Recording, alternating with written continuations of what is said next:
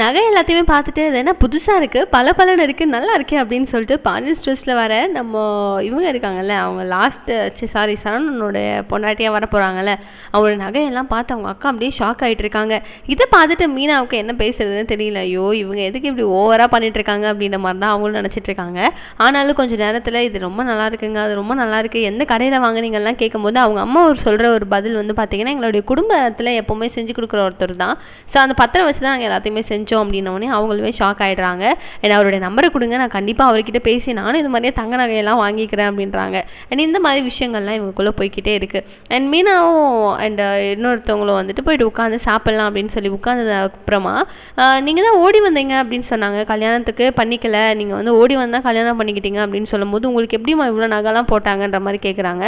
உடனே அவங்களுடைய அக்கா வந்து என்ன சொல்லிடுறாங்க, சரவணனோட அக்கா, அந்த மாதிரி அவங்க எங்கெங்கே வாங்கிட்டு வந்தாங்க, அது எல்லாமே அரசிது, எங்கள் அம்மாவோட நகை தான் அவங்க போட்டிருக்காங்க, 2 பேரும் போட்டிருக்கிறது வந்து அவங்க நகை கிடையாது அப்படின்ட்டு சும்மா சட்டுன்னு அசிங்கப்படுத்தி விட்டுறாங்க.